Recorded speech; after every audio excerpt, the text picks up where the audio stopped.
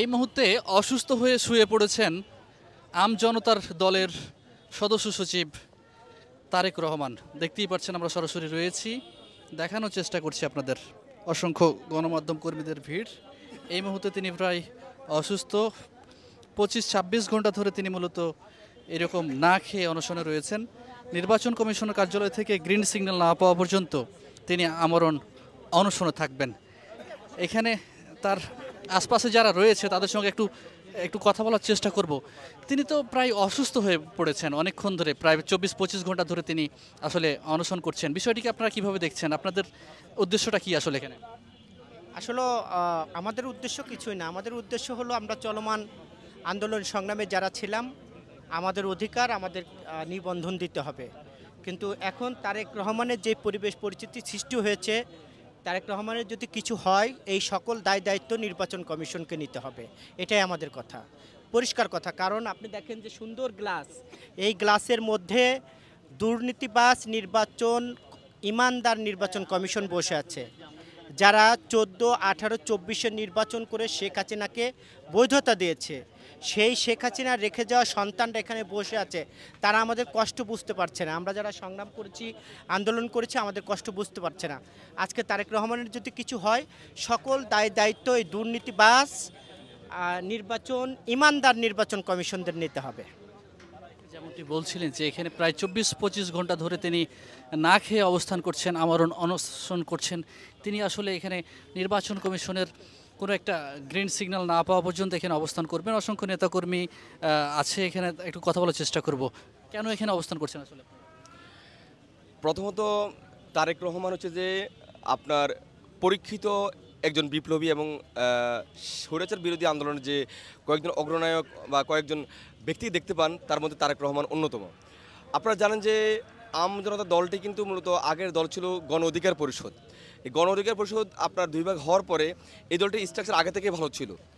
আমরা দেখলাম যে নির্বাচন কমিশন কয়েকটি দলকে নিবন্ধন দিল, তার মধ্যে অন্যতম দল জাতীয় লীগ। এই জাতীয় লীগটা ফাতীয় লীগটা কে আসলে আসলে এর কোন দল? এটা কোথায়? এটার কি আসলে অফিস আছে কি না? আমরা শুনলাম যে একটা টয়লেটের মধ্যে একটা টয়লেটের এক সাইডে একটা অফিস, একটা রুম আছে জাতীয় লীগের।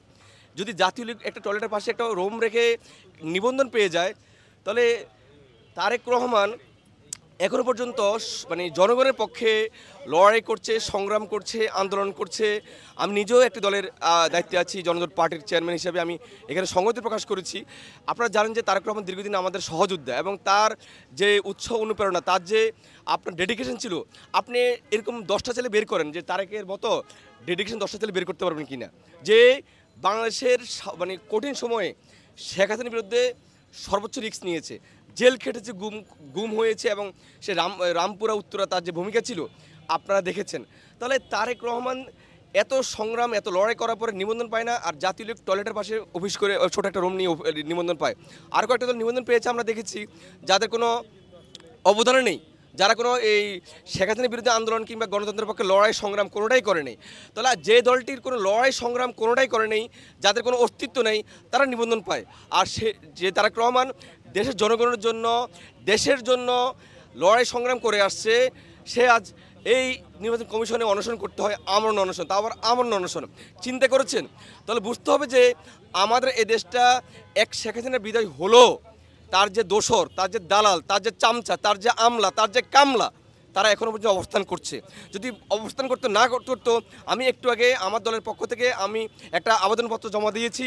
আমি বলেছি যে প্রয়োজনে আপনার ক্যাটাগরি করেন, ক্যাটাগরি 1, ক্যাটাগরি 2, ক্যাটাগরি 3, ক্যাটাগরি 4 করেন, যাতে করে যে দলগুলো সক্ষমতা যেটুকু আছে সেই অনুসারে নিবন্ধন দেন।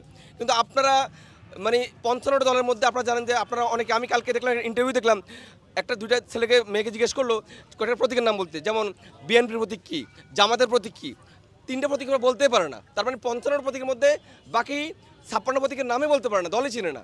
তাহলে বাংলাদেশে 55টা দল থেকে লাভ কী? যাদের প্রতীক চিনে না, যাদের দল চিনে না, অফিস চিনে না, কার্যক্রম চিনে না। অতএব সেখানে যারা লড়াই করছে, যাদের মানে চিনে জানে, তাদেরকে যদি নিবন্ধন না দেয়, এই প্রতীকগুলো বা এই দলগুলো থেকে লাভ কী? প্রয়োজন আপনারা ইনঅ্যাক্টিভ দলগুলো বাদ দিয়ে দেন, যাদের কার্যক্রম নেই, যাদের সংগ্রাম নেই, যাদের মিছিল নেই, মিটিং নেই, তাদেরকে বাদ দিয়ে দেন। অতএব আমি মনে করছি যে আমার মানে আহ্বান থাকবে যে এই তারেক রহমান এখানে অনশন করছে, তার অনশনটা শুধু তার একার অনশন নয়, তার অনশনটা আমাদের অনশন, তার অনশনটা জাতির অনশন, জনগণের অনশন। কারণ এই দলগুলো নিবন্ধন পেলে তাহলে জাতি মুক্তি পাবে, আর নতুবা কখনো মুক্তি সম্ভব নয়। ধন্যবাদ সবাইকে, আসসালামু আলাইকুম।